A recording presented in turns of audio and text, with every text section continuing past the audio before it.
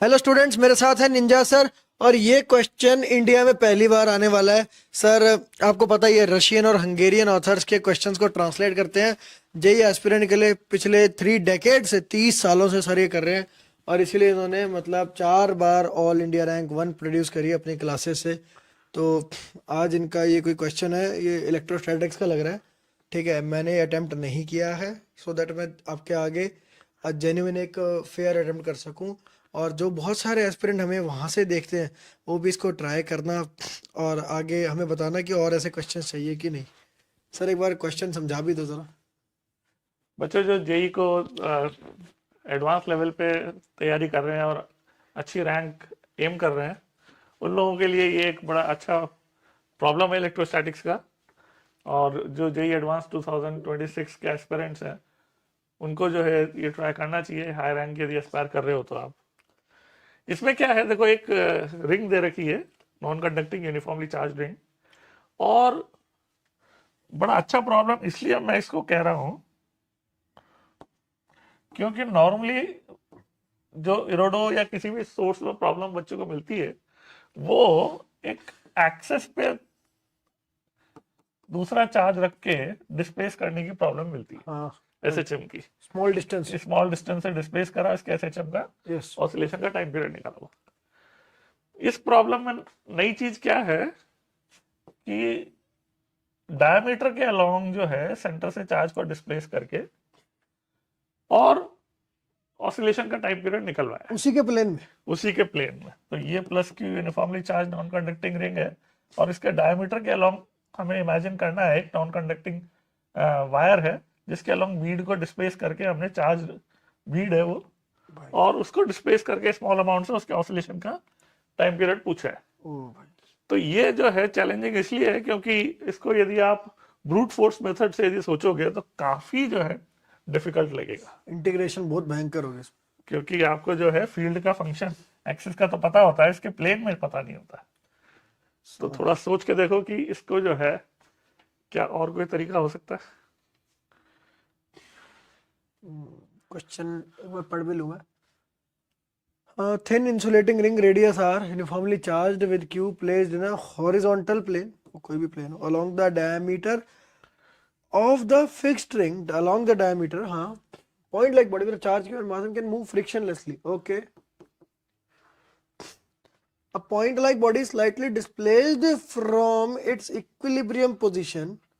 What is the period of smallest? Oh, वो displace किया है। मुझे पहले यही नहीं पता वो वापस आएगा कि नहीं। एक बार दिखाना सर, पहले एक बार इसका मोशन कोशिश कर रहा हूँ समझ। आप भी अटेम्प्ट करो भाई बच्चों। निंजा सर के क्वेश्चन भाई दिमाग खोल देते हैं। तो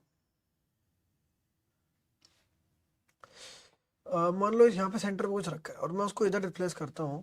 पहले तो वो मूव नहीं करता, अब वो इधर जाएगा तो मे बी वो इस पोर्शन के करीब आ गया और इससे वो दूर चला गया।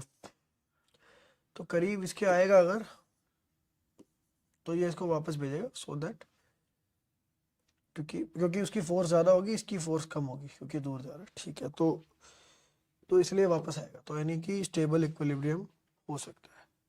ठीक है,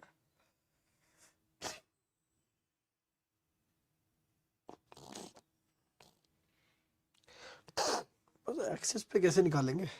वो एक्सेस पे नहीं, मतलब डायमीटर पे कैसे निकालेंगे? इसमें देखो, यदि बच्चों आप लोग यदि ये सोच रहे हो कि फील्ड की वैल्यू जो है एलिमेंट बना के इंटीग्रेट करके सोचें, तो फंक्शन तो काफी वो मेरे को टेम्पटेशन हो रही है वो चीज करने की, मगर मुझे पता है वो तो बहुत लंबा चला जाएगा। बिल्कुल बिल्कुल बिल्कुल। पर तो उससे हो उसमें जाएगा वैसे। ब्यूटी ब्यूटी फिर उसमें बस एलिगेंस जो है, मैं जो सोच रहा हूँ बच्चों को पता चले, वो है कि यदि हम थोड़ा फील्ड पैटर्न इसका सोचें कि यहाँ पर सेंटर पे फील्ड 0 है।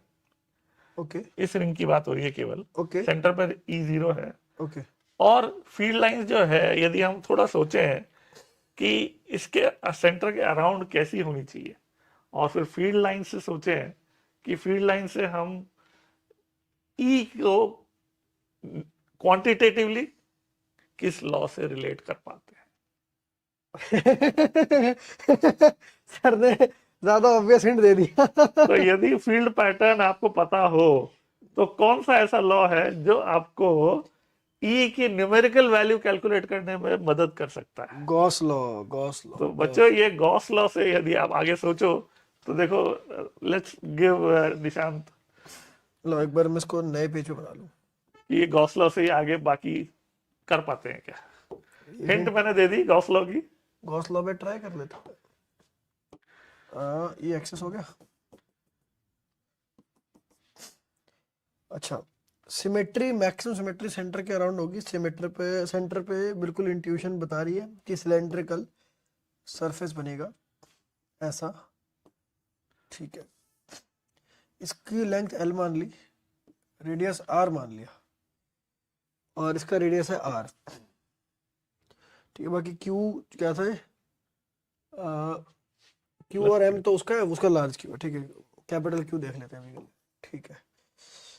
अब इलेक्ट्रिक फील्ड, अच्छा इधर चार्ज एनक्लोज जीरो है तो फ्लक्स जीरो हो गया, zero, Q by epsilon not is zero. अब फ्लक्स को कैलकुलेट दूसरे तरीके से करेंगे कि अपन पहली बात तो ना एल को बहुत छोटा लेंगे, बहुत छोटा लेंगे, ठीक है, ताकि अपन यूनिफॉर्म मान सके इलेक्ट्रिक फील्ड को। अच्छा, सेकंड चीज कि सेंटर पे मुझे पता है कि बल्कि ये रेडियस जो आर है ना, आर, ये भी अपन काफी छोटा लेंगे। आर और एल दोनों छोटा लेंगे। आर और एल दोनों छोटा लेंगे ना, R and L very small, दोनों छोटे लेंगे तो क्या होगा, तो हम यहाँ पे यूनिफॉर्म इलेक्ट्रिक फील्ड अज्यूम कर पाएंगे, और यूनिफॉर्म तो वैसे भी रहेगी सर्कल के अराउंड, पर उसको निकाल पाएंगे, ठीक है। अब इधर जो रहेगी ना, जब बिल्कुल छोटा हो जाएगा तो इलेक्ट्रिक फील्ड आती है जो किसी सिलेंडर मतलब डिस्क के एक्सेस पे होती है, वो होती है के रिंग सॉरी, के क्यू, यहाँ पे डिस्टेंस है एल बाय 2, के क्यू बाय, फिर हो गया r square plus l square by 4 हो गया, उसकी पावर 3/2, ठीक है। ये मैंने फील्ड लिखी है अभी, बिल्कुल सही। ये फील्ड है, इसको मैं मल्टीप्लाई करूंगा पाई आर स्क्वायर से, सही है। अच्छा, एक साइड का हुआ, अब एक माइनस साइन आएगा यहाँ पर, क्योंकि इसका जितना आया उतना जाना चाहिए। नहीं, ये भी एक साइड का फ्लक्स है ना। Oh sorry sorry sorry, thank you sir, ठीक है, डबल हो गया। अब इधर से देखो, ये है, अब ये भी छोटा है, एल छोटा है अगर, तो जो ऐसे यहाँ पे फील्ड ई मान लेते हैं, ई मान ली, तो ई को 2 पाई आर एल, इससे मल्टीप्लाई करूंगा, ये भी फ्लक्स है, ठीक है। अब ये एल तो छोटा है तो ये कैंसिल हो गया, तो अपनी जो, हाँ वो 2 रहेगा, ठीक है। अपनी जो ई आएगी वो लिखता हूं मैं यहाँ पे, ई इज इक्वल टू, अच्छा, के क्यू एल, एल तो हट ही जाएगा, कैंसिल हो जाएगा, हाँ, k capital Q 2 by r cube, और यहाँ 2 रहेगा, 2 रह जाएगा, दैट इज इट। और ये स्मॉल आर, ये टू कैंसिल हो एक जाएगा, स्मॉल आर रहेगा। अब सही है सर, ये लग रहा है मुझे इलेक्ट्रिक फील्ड आ गई, हो गया, सॉल्व हो गया क्वेश्चन, आर सॉल्व हो गया क्वेश्चन, क्योंकि एक मिनट, इसमें पाई आर स्क्वायर था, हाँ जी, ठीक है ना, तो आर रहेगा ना, तो एक आर, मैंने बिल्कुल सही, बिल्कुल ठीक है ना, आर है ना, आर मैं आर समझ, दूरी पे आ गया, ठीक है, बिल्कुल आर सही, दूरी पे आ गया, मैं समझ गया, बिल्कुल सही है। अब मेरे को नेक्स्ट स्टेप, अब तो मुझे वो क्लियर हो गया, जब भी यानी अब मेरे को फील्ड आ गई, इसके प्लेन में सर्कल है या यूं इस पे आर पे मान लो, R अगर बिल्कुल। डिस्टेंस पे ले गए तो रिस्टोरिंग फोर्स इज दिस, ठीक है, मतलब इसके corresponding which is F is equal to small तो क्यू इनटू अगर एफ, मैं एफ इक्वल टू क्यू, वो ई जो भी है, ठीक है, उसको ई लिख देते हैं, और फिर हो गया acceleration is equal to f by m which is q by m into e, acceleration ये आ गया ना, is equal to omega square r, is equal to omega square r, ठीक है। तो आर वहां पे भी था, ओमेगा स्क्वायर ये आ गया सीधा सीधा, omega square is equal to q by m r, ठीक है ना, यानी कुल मिला के, अच्छा ई में था आर का फैक्टर वो कट जाएगा, आर तो हट गया, और ये हो गया क्यू बाय एम से मल्टीप्लाई करा ही जाएगा इसको। ठीक है, ये अपनी ओमेगा स्क्वायर है, ओमेगा। इसका स्क्वायर रूट किया, इसको 2 पाई से डिवाइड कर दिया। This should be the answer. बिल्कुल बिल्कुल सही। ओके। तो बच्चों ये जो था प्रॉब्लम, इसमें आपको दोबारा इसको अपने आप से करके देखो, और ये आंसर जो है 2 pi under root 2 r cube m upon k q q, ये आंसर आप खुद से ऑब्टेन कर पाते हो क्या? ये देख लो, मैं दोबारा लिख के बता रहा हूँ। This is the answer 2 pi under root 2 r cube m Yes. Upon k q k q. Capital Q small q, ये टाइम पीरियड का इसका आंसर है। आप खुद से इसको और थोड़ा डिटेल में सोचो, और निशांत ने जो करा, आई अप्रिशिएट की हिंट को इसने बिल्कुल पकड़ के जो है और आंसर निकाल दिया। तो आप लोग जो है इस प्रॉब्लम की ब्यूटी रियलाइज कर पा रहे होंगे कि कैसे हमने जो है गॉस लॉ को यूज करके यहाँ के ई से यहाँ का ई निकाला, और फिर उससे हम टाइम पीरियड निकाल। मतलब ये क्वेश्चन एक्चुअली दिमाग खोलने वाला है, क्योंकि अपन कभी इस एक्सेस पे सोचते नहीं है। हाँ, फ्लक्स क्योंकि अंदर चार्ज नहीं है, सिर्फ फ्लक्स जीरो होना चाहिए, और सिमेट्री से जो है नॉर्मल कंपोनेंट जो है फ्लक्स देता है ई का, तो वही नॉर्मल कंपोनेंट अपने को चाहिए था। गॉस लॉ की पावर समझ में आती है इस क्वेश्चन से। हाँ मतलब निंजा सर के क्वेश्चन हमेशा जो है ना ऐसे आएंगे जो देखने में इजी। वो तो सर ने मुझे हिंट दे दिया, मैं तुम्हें बता रहा हूँ मैं नहीं कर पाता अगर सर मुझे गॉस लॉ नहीं बोलते रहो।